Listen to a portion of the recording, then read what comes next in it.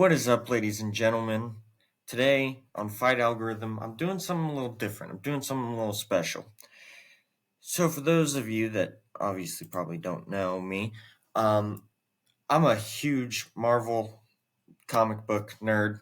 So, I decided to mix some of my favorite things, such as Marvel and fighting. So today we're going to be comparing three Marvel heroes to three fighters, and I'm going to explain why I chose them to be the mirror image of those fighters and characters. Starting off with number one, Chuck the Iceman Liddell as the Incredible Hulk. Crazy fighter, man. Crazy dude. Whenever he got angry, he just went berserk. His fight IQ wasn't what made him so great. It was his carelessness almost, which is such a Hulk thing to do. He was just a destroyer. Liddell went in there, threw haymakers with like zero defense, and just smashed everything in his path. And every single depiction of Hulk, that's exactly what he does. Liddell's got the anger aspect. I mean, look, side by side images. Look at the scream. It's almost identical. He's got the carelessness for anything but smashing his target. Check. He's got the destruction power. Check.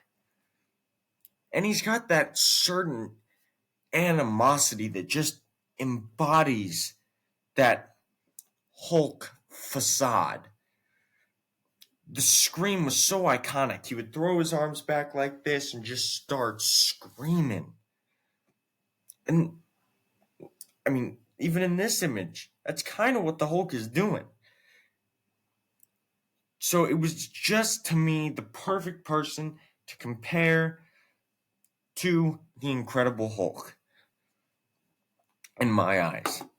Do you agree? Now, moving on to number two, because that one was so obvious we didn't need to spend as much time on that one. Oh, I went backwards. Thanks. And these aren't in order of, significance or anything. They're just 1, 2, and 3. All right. For anyone who knows my podcast or knows my YouTube videos I made in the past, Poirier is my favorite fighter. It's not even close, hands down. And so for him, I chose Colossus. Now, why did I choose Colossus? Well, Colossus turns into basically this impenetrable hero with just this amazing impenetrable skin. That's kind of Poirier. And well, his armor that he has that he turns into is not diamond. It's pretty diamond-ish. And you look at the depictions of Colossus. I mean, you'll have people just sit there and wail on him, right? Kind of like in the movies and stuff, and they'll just start punching him like crazy. And he just stands there for a minute and is just like, "You done yet?" That's Poirier. I point you to the Hooker fight. Absolutely thrashed. Did not care. Kept going forward. I point you to the Gaethje fight. Nothing in the stand-up game really phases him. He'll sit there. He'll take the hits to give a hit. In the Gaethje fight, he took those leg kicks. Gaethje partially tore, I believe it was his quad. Didn't care. You want to know why? Because that's how much of a savage he is. He sat there, take the hits just to land 10 more in comparison. And that is Colossus. He charges head first right into battle, not scared of a single thing on this planet except maybe himself. Right? No one has been in as many or as entertaining of wars as Poirier, except for maybe Gaethje. Right? That's really the only one you can compare to his impenetrableness, except Poirier broke Gaethje's impenetrableness. people don't really break Poirier's. If Poirier loses, it's usually on the ground, a submission, statistically. So Poirier is just a straight savage. Eddie Alvarez couldn't break him, really. I mean, he was, but then the illegal knee. But really, he's just this impenetrable, reckoning force that is unmatchable to anyone, in my opinion, ever in the history of mixed martial arts. All right, so next, number 3, we're going a little throwback. I mean, Liddell was more of a throwback, but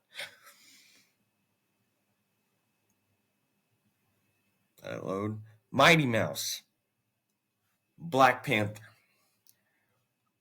Now, I don't even really need to explain this one. I don't think. I point you to Ray Borg. That man suplexed him in midair, got an armbar. The acrobatics of him and Black Panther are so similar. The dynamic movement, the footwork in his fighting technique, levels above anyone else. One of his more recent fights and one championship. I point you to one of the Moraes fights. That knee. He is 2 steps ahead, which Black Panther generally is. His acrobatics prove to be a problem for a lot of fighters, especially in the ground game, because they'll get out of places that are dangerous for other fighters, especially when you're capable of doing something like he did to Ray Borg. That has never been done again. Doubt it ever will be. The acrobatics and skill level of Mighty Mouse is unbelievable. Now, I point you to the John Dodson fight, one of them. Gets kicked right in the cup. Now, most guys, when they get kicked in the cup, right, they got to take like a minute and 30 seconds, understandably, but they got to take time. He goes, nope, get out of the way. He didn't stop because he wears a steel tie cup. Armor, like Black Panther, to where he really doesn't feel it. This dude dominated the flyweight division, and while it wasn't what it is today, his fight IQ is nearly unmatched. Now, in the comics, Black Panther is usually a pretty intelligent human being who's a great tactician and strategist. Demetrius Johnson. To me, that's an undeniable fact. To me, I think that we often look at people and wonder, oh, who would I be in a comic book, or who would they be in a comic book? Fighters are so similar. I'll point you to Liddell, right? He tells a story on camera. He's told this story before where, he basically would get in all these fights because he was always angry. Always angry, nonstop. Hulk? Like, really? What more do you need? Black Panther. Always, always doing something. And you see Black Panther as one of the more nurturing, less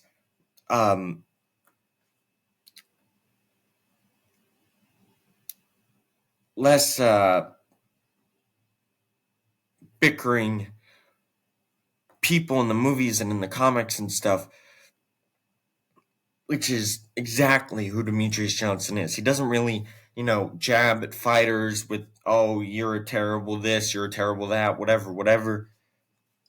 No, he waits till the fight and then backs up what he says with that fight. He knows what he's going in there to do. Then he backs it up. I'll point you to the first Black Panther movie, okay?